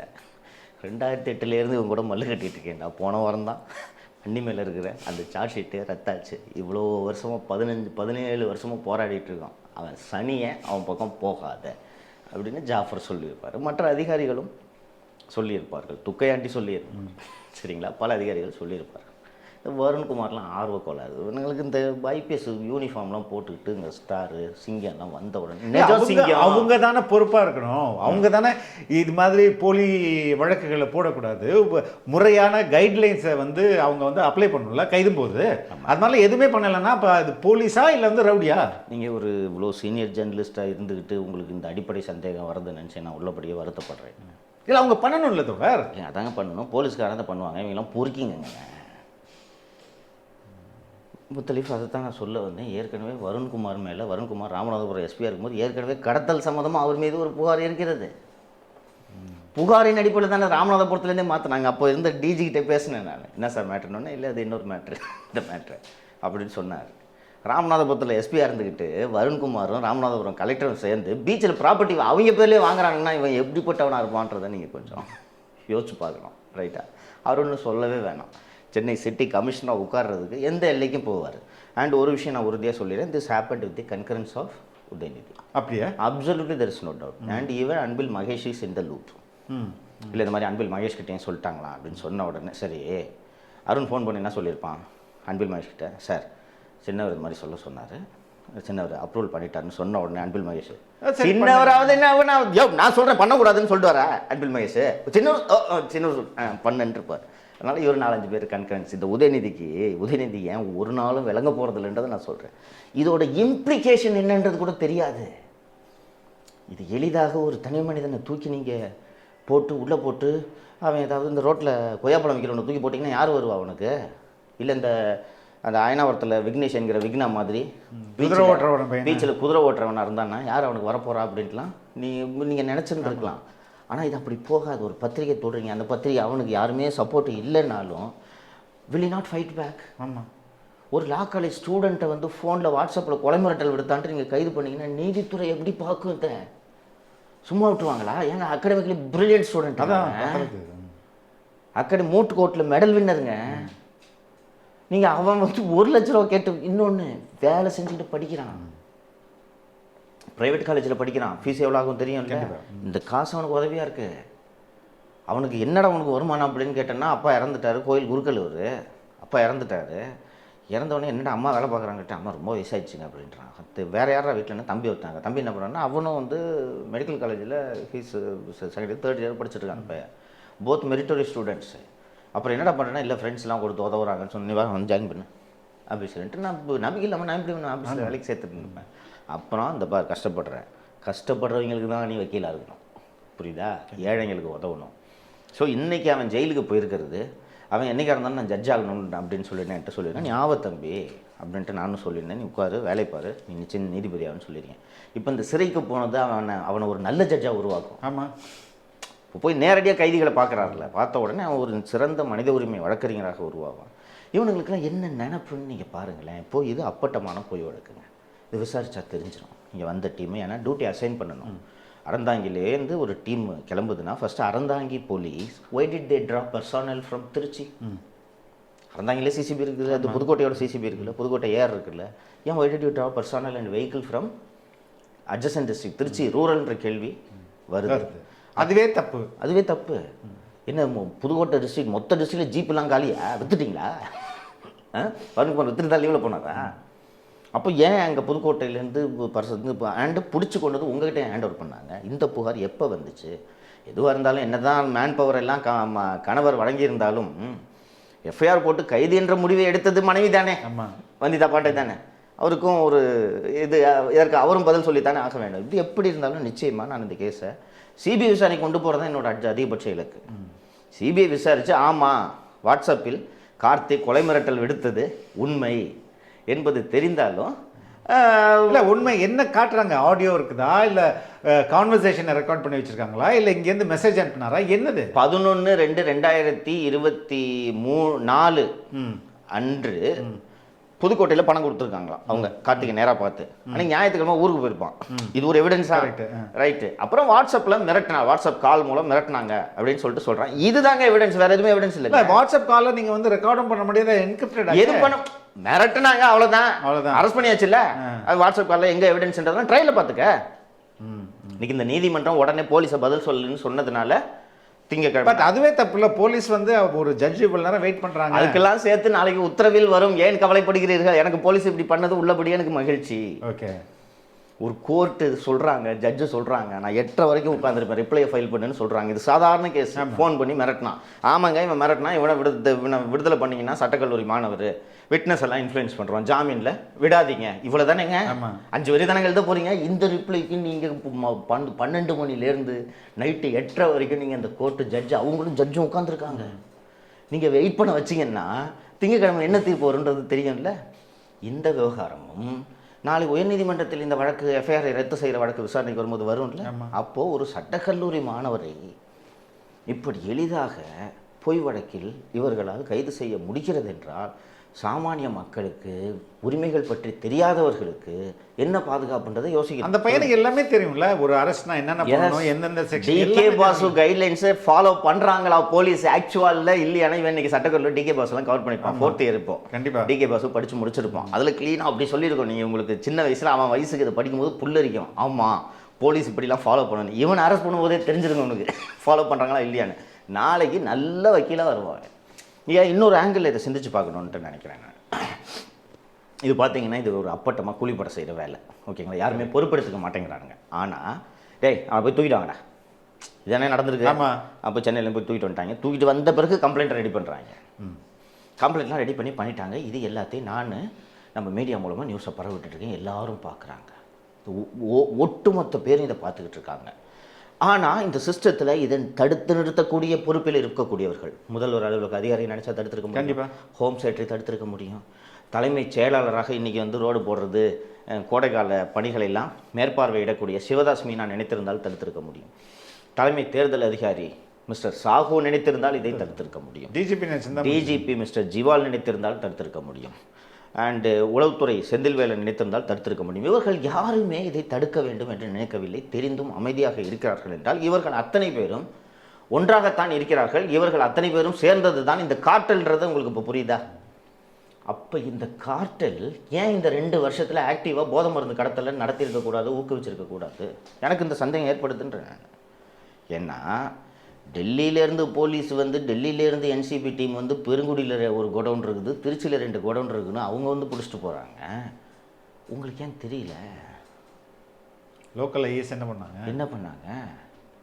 ஒவ்வொரு மாவட்டத்துக்கும் எஸ்பிசிஐடி வச்சுருக்கீங்கல்ல, என்ன நடக்குதுன்றது ரிப்போர்ட் போட வேண்டியதுதானே உங்கள் வேலை. அண்டு இந்த தீவிரவாதிகள் உள்நாட்டு பாதுகாப்பு தொடர்பான விவகாரங்களை பாதுகாப்பதற்காக தானே உங்கள்கிட்ட ஸ்பெஷல் டிவிஷன்னு நீங்கள் ஒவ்வொரு மாவட்டத்துக்கும் ஒவ்வொரு நகரத்துக்கும் ஒன்று வச்சுருக்கிறீங்க. நீங்கள் வெளிநாடுகளை சேர்ந்தவர்கள் இங்கே வந்து அஃபென்ஸ் எல்லாம் பண்ணக்கூடாது, அதை தடுக்க வேண்டும் என்பதற்காக தானே கியூ பிரான்ச்சுன்ற ஒரு விங்கை வச்சுருக்கீங்க நீங்கள். ஆனால் அந்த தவறுகள் எல்லாமே நடந்துக்கிட்டு இருக்கு. நீங்கள் இந்த தவறுகள் நடக்கிறதே என்று பேசுகிறவனை கைது பண்ணுறதுக்கு உங்களோட ரிசோர்ஸஸை பயன்படுத்துவீங்கன்னா நீங்கள் அதை ப்ரொடெக்ட் பண்ணுறீங்கன்னு தானே அர்த்தம். ஆமாம். அப்போது இப்போ நீங்கள் இதை வந்து இது ஏன் வந்து முத்தலீஃப் மேலே வழக்கு போடுறாங்க, கார்த்திகை இது பண்ணுறாங்கன்னா என்ன ஐசோலேட் பண்ணுறது? இப்போ 2 பேர் கைதாயிட்டாங்க, ஓகேங்களா? அடுத்து ஒருத்தனா பேப்பரை போடுவான், நடக்குமா நடக்காதா? நார்மலாக பண்ண மாட்டாங்க நம்ம பசங்க. இவங்க நினப்பு, நான் ஜெண்டா இவங்களோட எக்ஸ்பெக்டேஷன் சொல்கிறேன். எனக்கு வந்து லியோ நல்லா தெரியும்ல, இவங்களோட எக்ஸ்பெக்டேஷனை சொல்கிறேன் நான். ஸோ 2 பேர் பேப்பர் போடுவான், ரிசைன் பண்ணிட்டு போவாங்க. கேமராமேன் இல்லாமல், எடிட்டர் இல்லாமல், டீம் இல்லாமல், ப்ரொடக்ஷன் ஹெட் இல்லாமல் இவர் எப்படி வேலையை பார்ப்பாருட்டு நம்ம பசங்க இன்னும் இது மாதிரி 10 கேஸ் இல்லைன்னா ஏங்க நம்ம மீடியாவில் ஏங்க வந்து ஜாயின் பண்ணுறாங்க? அவனுக்கு நல்ல சம்பளத்தோடு கிடைக்கும், ஓகேங்களா? ஸோ இப்போ நம்ம மீடியாவில் வந்து விருப்பத்தோட பிரியத்தோடு வந்து ஜாயின் பண்ணுறதுக்கான காரணம் நம்ம யாருங்க என்னென்ன சிக்கல் வருன்றது தெரியும். இன்னொன்று 10 மாதங்களாக மீடியா நடத்துறதை நம்ம எப்படி ஆஃபீஸ் ரன் பண்ணிட்டு இருக்கோம், ஸ்டோரிஸ் எப்படி பண்ணுறோன்றதை அவன் பார்த்துக்கிறான். எப்படி இதை விட்டுட்டு போவான்? உங்களை மாதிரி காசுக்கு பொறுக்கி திங்கின்றவனாக இருந்தான்னா அவனும் வந்து ஐயோ வேணாம்ப்பா பிரச்சனைன்னு சொல்லிட்டு போவான். இல்லை அவன் மாட்டிப்பான். அவன் பல பேக்லாகில் பல தவறுகள் வச்சுருவான் இல்லையா? அதனால் நம்ம டீம் இதெல்லாம் ஒன்றும் பிரச்சனை இல்லை. பட் இதுதான் நோக்கம். இப்போது நீங்கள் பார்த்தீங்கன்னா இதில் சிக்கல் என்னன்னு கேட்டிங்கன்னா ஃபெலிக்ஸ், யாருமே இதுக்கு பொறுப்பெடுத்துக்க மாட்டாங்க. ஆமாம், இதுக்கு யாரும் பொறுப்பெடுத்துக்க மாட்டாங்க. சாப்ஸை கேட்டாங்க, சாப்ஸ் வெக்கேஷனில் வெளிநாட்டுக்கு இருக்காங்க. முதல்வர் இன்றைக்கி கொடைக்கானலுக்கு ஓய்வெடுக்க போகிறார். அப்படியே வெயில் அழிச்சு ரொம்ப பிரச்சாரம் பண்ணல, டயர்டாகிடுச்சு பாவம். அதனால் கொடைக்கானலுக்கு போயிட்டு தமாராவில் தான் தங்குறாருன்னு நினைக்கிறேன். கொடைக்கானல் தமாராவில் முதல்வர் போகிறாரு. சின்னவர் வழக்கம் போல் அவருக்கு ஓய்வுனாலே துபாய் தான், டிரான்சிட்டு. அங்கேருந்து துபாயிலேருந்து பல்வேறு நாடுகள் செல்வார். நீங்கள் துபாய்னு துபாயிலே போய் தங்குறாருன்னா அப்படி நீங்கள் நினைத்து கொள்ளக்கூடாது. துபாய்க்கு சென்றுவிட்டு துபாயிலேருந்து வேறு டிரான்சிட்டு ஹப்பாக அதை பயன்படுத்துவார் துபாய் அவருக்கு. மற்றவர்கள் ஐரோப்பாவில் சுவிட்சர்லாந்து இது போன்ற பயணங்களுக்கு. ஏன்னா நியூ இயர் அண்டு கிறிஸ்மஸையே வந்து இவங்க லண்டனில் 4 சீசன்ஸ் மற்றும் புல்கேரியில் கொண்டாடக்கூடியவர்கள் இல்லைங்களா? அப்படி இருக்கும்போது இந்த தகிக்கும் வெப்பத்தை எப்படி இவர்களால் தாங்கிக் கொள்ளும்? ஆல்ப்ஸ் மலை ஆல்ப்ஸ் அடிவாரத்தில் அப்படி அந்நிய உங்களை ஸ்கேட்டிங் மிஷினில் அமர்ந்து கொண்டு இவர்கள். ஏன்னா மாலத்தீவு போகிறதா இருந்ததெல்லாம் உண்மை தான். சோஷியல் மீடியாவில் வெளியானோ ஐயோ இதுக்கு வேறு வயிறஞ்சு கொட்டுறாங்க, அம்மா பக்கத்தில் கொடைக்கானல் போகலாம்ப்பா, அப்படி போகாமல் இருக்க முடியாது. ஏன்னா வெக்கேஷனு, ஏன்னா அந்த நேரத்தில் எதுவும் வேலையெல்லாம் இந்த நேரத்தில் இந்த கட்சி வேலையை அதெல்லாம் பார்க்க முடியாது. இந்த எம்எல்லாம் டான்ஸ்லாம் ஆட்டிருந்தாங்க பார்த்தீங்களா, நானே கட்டிலாம் நல்லா. அதனால் இது ஓய்வு நேரம், ஒருத்தர் இருக்க மாட்டாங்க, ரைட்டுங்களா? சாகு சொல்லிட்டேன் நான், அவர் தான் திமுக மாதிரி தானே தேர்தல் நடத்தினார். ஸோ இப்போது இந்த வேலைகளை செய்யக்கூடிய அருணை, மற்ற வருண்குமாரை, வந்திதா பாண்டேவை, மற்ற அதிகாரிகளை யார் கேள்வி கேட்க? You can report to governor.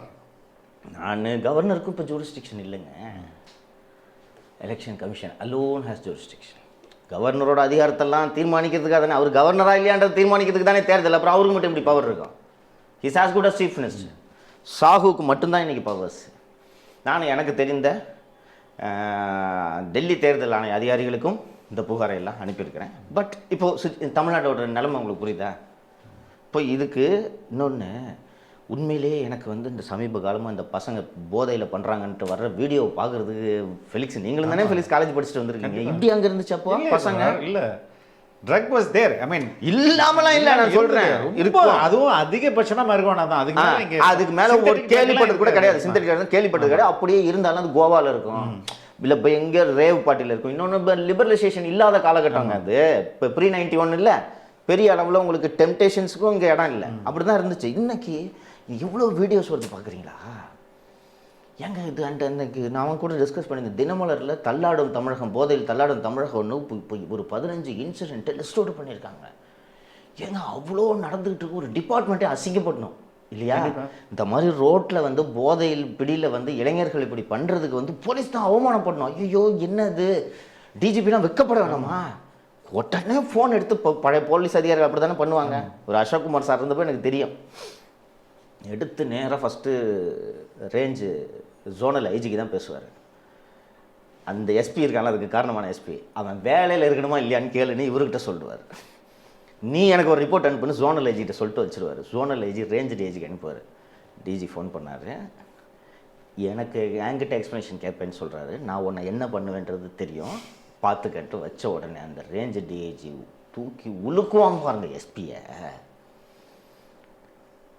இன்னைக்கு போய் நீ இன்னைக்கு வந்து எனக்கு 12 மணிக்குள்ளே நீ இது ரிப்போர்ட் பண்ணல, நீ இருக்க மாட்டேன்னு சொன்னோன்னே அந்த எஸ்பி சின்ன பையன் ஜாலியாக எங்கேயாவது போய் ஓய்வு நல்ல உல்லாச பயணம் போகலான்ட்டு ஒரு நம்ம வருண்குமார் மாதிரி இருக்கலாம்னு நினச்சா அவனுக்கு பயம் வந்துடும்.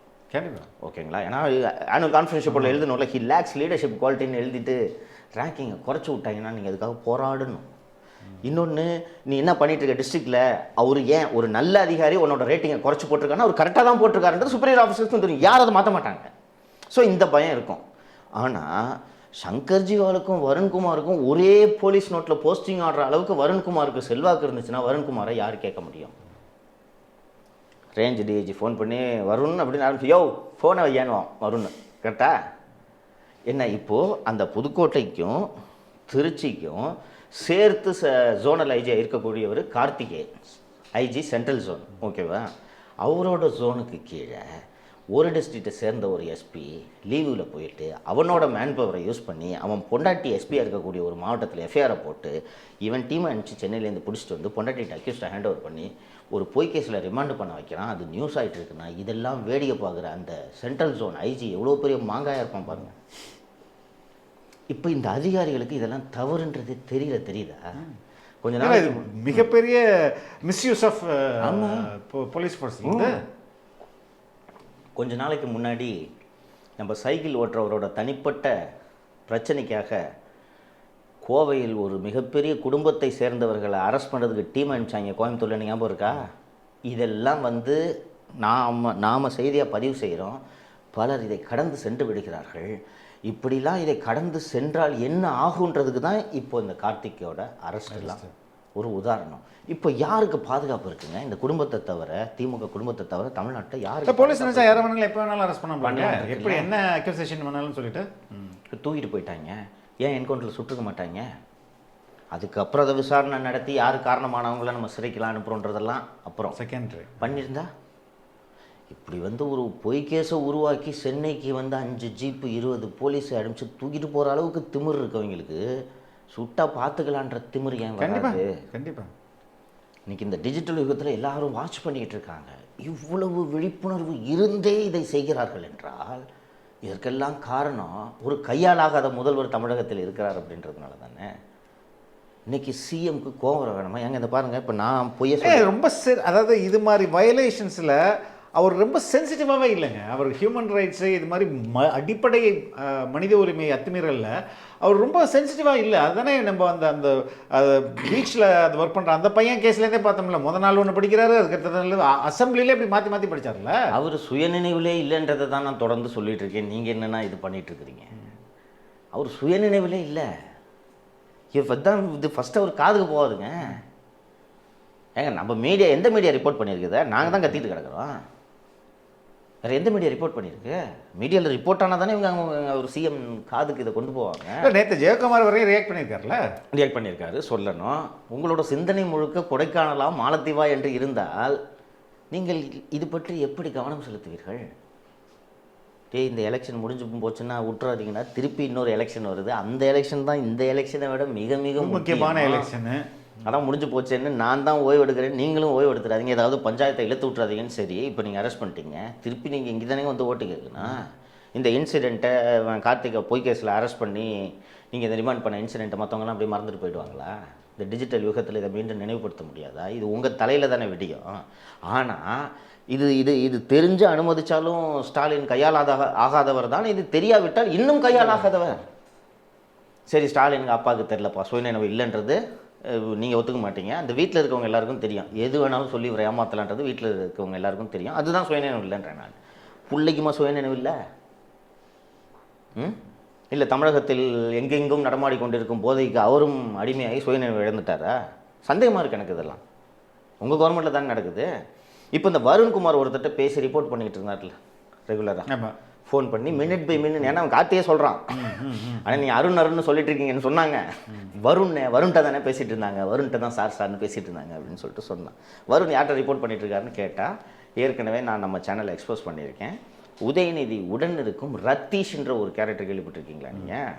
இப்போ இந்த ரீசெண்டாக கூட ஒரு நேர்மையான ஒருத்தன் ரத்தீஷ்னு ஒரு வீடியோ போட்டு டெலிட் பண்ண மறுநாள். ஏன்னா ரத்தீஷன் செல்வாக்கு அத்தகை இது. ஏன்னா ரத்தீஷை தொட்டிங்கன்னா நீங்கள் உதயநிதியை தொட்டுற மாதிரி அது. ஓகே. ரத்தீஷோட சகோதரன் தான் திரு சர்வேஷ் ராஜ் என்ற ஐபிஎஸ் அதிகாரி. இப்போது டெல்லியில் டெபுடேஷனில் இருக்கிறார். இப்போ நான் ஏற்கனவே சொன்னேன் உங்களுக்கு, ஃபஸ்ட்டு உதயநிதிக்கு இந்த அக்கறையெல்லாம் இருக்காதுன்னு. இதை மைக்ரோ மேனேஜ் பண்ணி எக்ஸிக்யூட் பண்ணுறதுக்கு ஒரு ஆள் வேணும் இல்லை? உதயநிதிக்கு ஃபஸ்ட்டு இது தெரியாது. இதை யார் மைக்ரோ மேனேஜ் பண்ணி எக்ஸிக்யூட் பண்ணி லயஸ் பண்ணி இதெல்லாம் பர்ஃபெக்டாக பண்ணதுன்னு கேட்டிங்கன்னா இங்கே தான் ரத்தீஷும் அவங்க அண்ணன் சர்வேஷ் ராஜும் நினச்சாங்கன்னா தமிழ்நாட்டில் போலீஸில் எதை வேணாலும் செய்ய முடியும். அந்த ஓஷியன் லைஃப் ஸ்பேஸை சொல்லியிருந்தால என்டையர் கன்சீவ்மெண்ட் அண்ட் எக்ஸிக்யூஷன் முழுக்க ரத்தீஷ். ஏன் ரத்தீஷ் சர்வேஷ் ராஜால் இதை பண்ண முடியுதுன்னா, உதயநிதியால் பல நேரங்களில் தொலைபேசியை எடுத்து பேச முடியாது. ஓகேங்களா? முக்கிய கூட்டங்களுக்கு செல்ல வேண்டி இருக்கும். அந்த போல் அந்த விவாதங்கள் சமயத்தில் ஒரு 2-3 மணி நேரம் ஃபோன் ஆஃப் பண்ணி வச்சுருவார். ஆஃப் பண்ணி வச்சு மாட்டார், ஃபோன் அவர் கூட இருக்காது. ப்ரைவேட் டைம்னு வச்சுங்களேன், அது பிஸி. அந்த நேரத்தில் இந்த ஃபோனு ரத்தீஷ் கிட்ட தான் இருக்கும். ஓகே. இது நான் சொல்கிறது 5-6 வருஷமா கூட இருப்பார் ரத்தீஷ். ஸோ ஒரு ஐபிஎஸ் ஆஃபீஸர் ஃபோன் அடிக்கிறார் சின்னவர்கிட்ட பேசணுன்னு. ஃபோனை யார் எடுத்து பேசுவா? இவர் தான் எடுப்பார், ரத்தீஷ் தான் எடுப்பார். எடுத்து பேசுவார். என்ன விஷயம் அப்படின்னு சொன்ன உடனே சில விஷயங்களை சொல்வார், சில விஷயங்களை மறைப்பார், சில விஷயங்களை சொல்லாத விஷயங்களை சொன்னதாக சொல்வார். இவருக்கு நம்ம நேரடியாக பேசணும், ஃபோன் இன்னொருத்தட்ட இருக்கக்கூடாதுன்ற அக்கறை தான் இவருக்கு இல்லை. ஸோ அவன் என்ன சொன்னாலும் கேட்டுக்குவார். ஸோ இப்போ ரத்தீஷ் ஃபோன் பண்ணி அருணுக்கிட்ட ஜெயலலிட்ட இந்த மாதிரி அண்ணன் சொன்னார், இது பண்ண சொன்னாருன்னு சொன்னான்.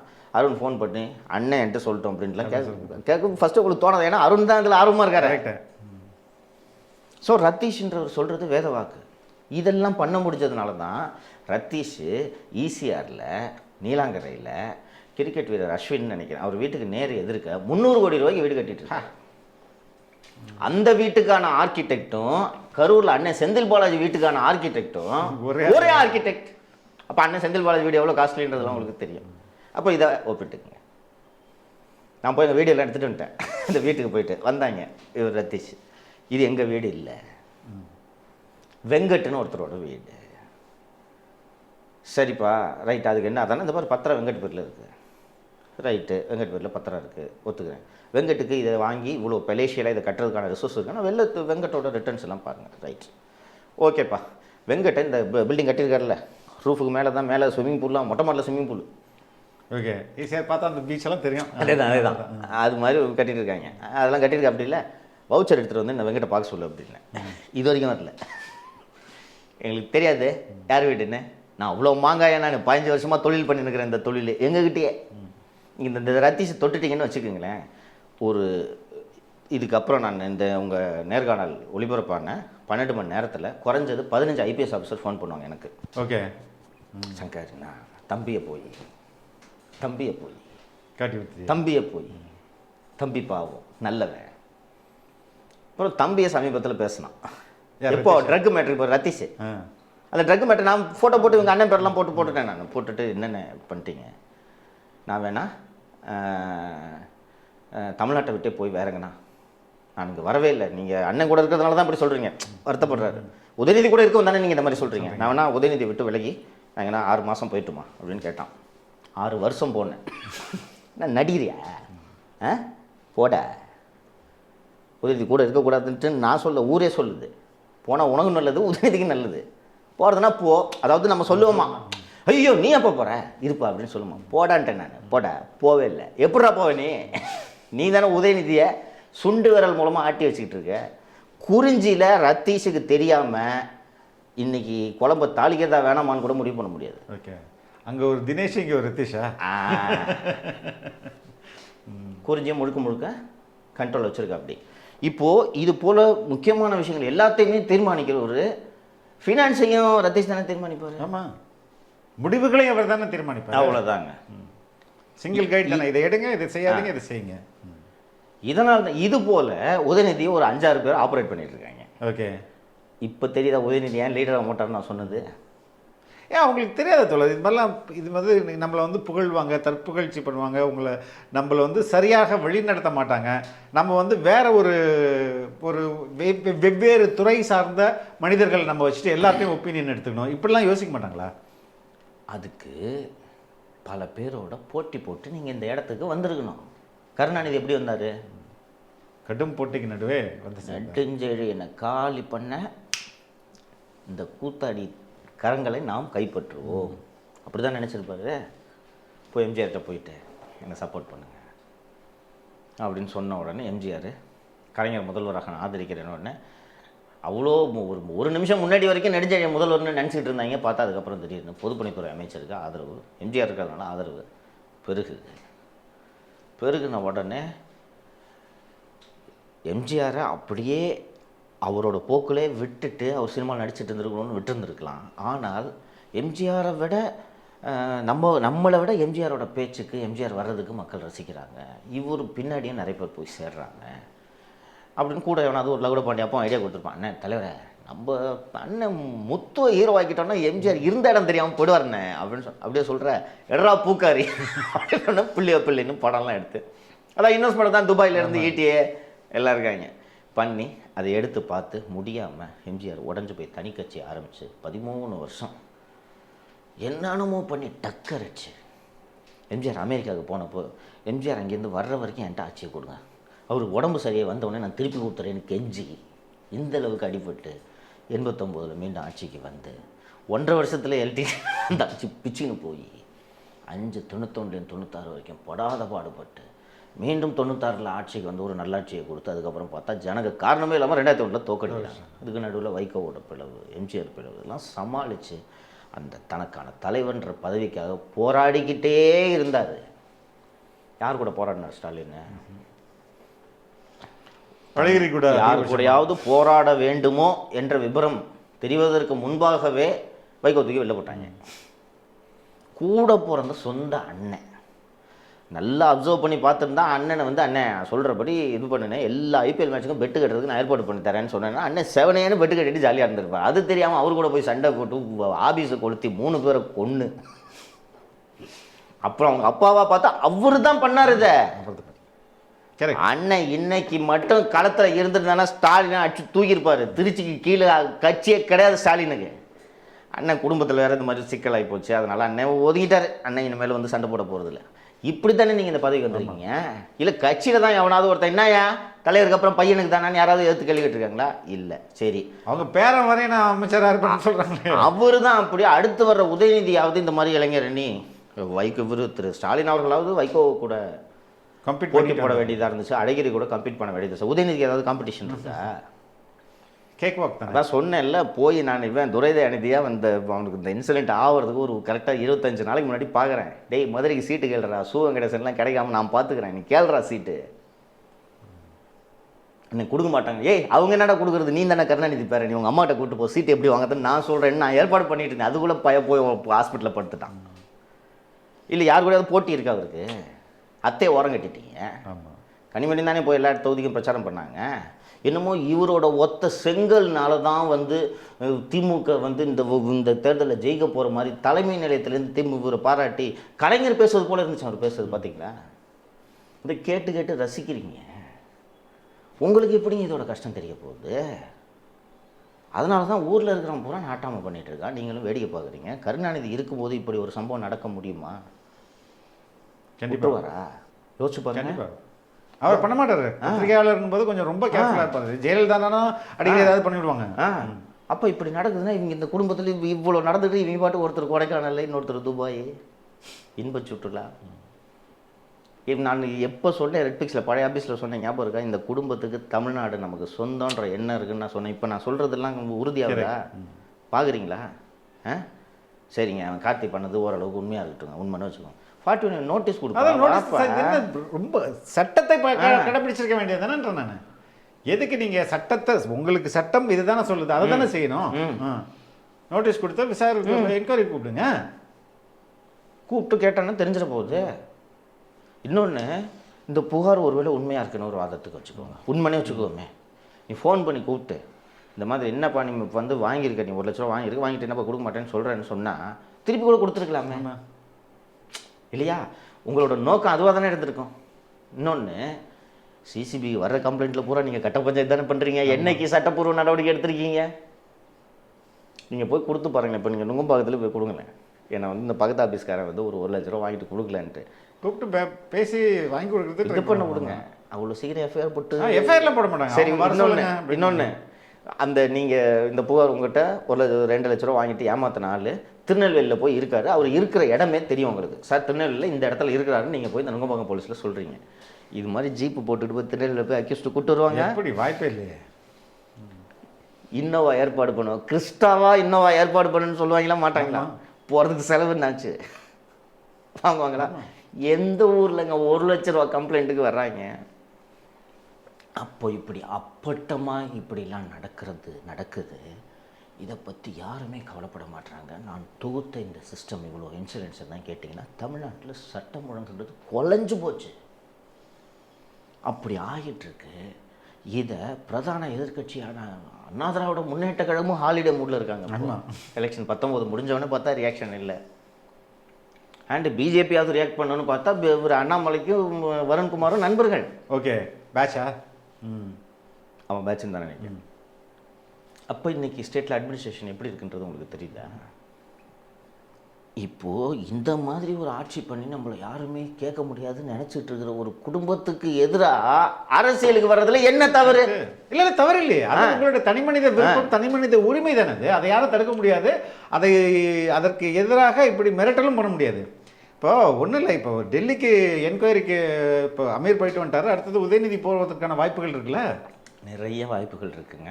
உதயநிதி 100% சம்மன் பண்ணி தீரும் என்சிபி. என்ன காரணம்னா சிம்பிள், அவருக்கு வந்து மணி ட்ரெயினில் இன்வால்மெண்ட் இருக்குன்ட்டுலாம் நான் சார்ஜ் பண்ணலை. ஜாஃபர் சாதி கூட ஒரு ஃபோட்டோ எடுத்து அதை நீங்கள் உங்கள் ட்விட்டரில் போட்டிருக்கீங்க. ஜாஃபர் சாதிக்கு மாட்டினோன்னே எதுக்கு டெலீட் பண்ணீங்க? இதுக்காகவாவது நிச்சயமாக சம்மன் பண்ணுவாங்க, பதில் சொல்லி தான் தீரும். இல்லை, ஐ திங்க் அவங்க மனைவி இயக்குன படத்துக்கு இவர் தானே ஜாஃபர். அடுத்து இயக்க போகிற படத்துக்கு ஜாஃபர் அட்வான்ஸ் கொடுத்துருக்கிறதா தான் நமக்கு தகவல். இப்போ இந்த 4 படம் எடுத்து முடிச்சிட்டாரு. மங்கை தான் கடைசி படம் எனக்கு முடிச்சிட்டாரு. இதுக்கு அடுத்தும் கிருத்திகா இயக்கக்கூடிய படத்துக்கு ப்ரொடியூசர் வந்து திரு ஜாஃபர் சாதிக் அதுக்குள்ளே மாட்டிக்கிட்டாரு. அந்த படத்தோட வேலை இப்போ இவர் போவார்ல, கண்டிப்பாக நிச்சயமாக போவார். And on what basis he invited your wife to this audio release? நீங்கள் ஒரு பயங்கரமான ஸ்பீல்பர்காக இருந்தீங்கன்னா சரி ஓகே அப்படின்ட்டுலாம். ஒரு நாவிஸ். இன்னொன்று, ஏன் ப்ரொடியூசர் உங்களை வச்சு படம் எடுக்கிறாங்கன்றது ஊருக்கே தெரியும். அவ்வளோ பெரிய டேரக்டர் அவங்க அவதார் எடுத்துகிட்டு இருக்காங்க. அதனால் இப்போ களங்கள் மாறும்ல, நிறைய மாறுங்க. ஏங்க 2026 காங்கிரஸ், விஜய், விடுதலை சிறுத்தைகள், இடதுசாரிகள் ஒரு அணியிலும், திமுக பாஜக கூட ஒரு அணியிலும் இருக்கலாம். எப்படி வேணாலும் மாறும், எப்படி வேணாலும் மாறலாம். இன்னைக்கு இனிமேல் இதுக்கு மேலே நம்ம இந்த கள்ள உறவை வந்து நம்ம நிறுத்தி தாங்க தீரணும். எல்லாரும் நம்ம கள்ள உறவை வந்து எப்போயாவது வந்து வெள்ளை கூட எடுத்துகிட்டு வந்தால் கூட வந்து ரொம்ப இது பண்ணுறாங்க. இனிமேல் நம்ம நேரடி உறவை வைத்துக் கொள்ளலாம். இன்னொன்று, காங்கிரஸ் வச்சு தான் தமிழ்நாட்டில் நாங்கள் உப்பு கொட்டிட்டு இருந்தோம். அவங்களும் போய் புதுசாக ஒருத்தர் கட்சி ஆரம்பிச்சிருக்காங்க, அங்கே போயிட்டாங்க. நீங்கள் வாங்க நம்ம இனிமேல் அண்ணன் தம்பியாக பழகும் அப்படின்ட்டு நாளைக்கு பழக முடிவெடுக்க கூடும், வாய்ப்பு இருக்கு. Anything can happen in politics. என்னன்னா அவர் இருவரையும் இணைத்து வைக்க பாலமாகத்தான் மார்ட்டின் இருக்கிறாரு. நீங்கள் 2 பேருக்கு தான் கொடுத்துருக்காரு. இருக்கிறதுலே அதிக துட்டு உங்கள் 2 பேரை செலக்ட் பண்ணி கொடுத்துருக்காரு. இவ்வளோ கட்சி இருக்குது. ஏன் மார்ட்டின் வந்து செகண்ட் லார்ஜஸ்ட் எதுக்கு இவங்க தேர்ந்தெடுத்தாரு சொல்லுங்க? நம்ம சொல்றதெல்லாம் செய்வாங்க, சொல்லாததையும் செய்வாங்கன்னா. ஆமாம், இப்போ வந்து இப்போ மார்ட்டின் வந்து ஏதாவது திமுக ஏதாவது பிஜேபி கிட்ட ஏதாவது ஒன்று வேணும், மார்ட்டின் ஒரு வார்த்தை சொல்லி என்னங்க பாருங்க என்ன இப்படி பண்ணுறாங்க அப்படின்னு வார்த்தை சொன்ன பேசாமல் இருங்க. நான் பார்த்துக்கிறேன். எவனும் கொடுக்காத அமௌண்ட்டை கொடுத்துருக்கேன் எலக்ட்ரல் பாண்டில், நான் சொல்லி கேட்க வந்துடுவாங்களா? இருங்க பேசிட்டு என்ன வருத்தப்படுறாரு அவருன்னு. ஃபேமிலியை தொடர்ந்துட்டு நாங்கள் என்ன சொன்னோம், சுற்றி இருக்கவங்கள தான் நாங்கள் சும்மா அப்படி இந்த எலெக்ஷன் வரைக்கும் இப்படி பண்ணிகிட்டு இருப்போம், மற்றபடி ஒன்றும் வருத்தப்பட வேணாம்னு மார்ட்டின் அவங்க சொன்னாங்கன்னா மார்ட்டின் வந்து தளபதியை கம்யூனிகேட் பண்ண போகிறாரு. இப்படி தானே நடத்திட்டு இருக்கீங்க அரசியலில். பாப்பம் தோழர் எப்படி போய் இது முடியுதுன்ட்டு. நிச்சயமா. ரொம்ப ரொம்ப நன்றி தோழர்.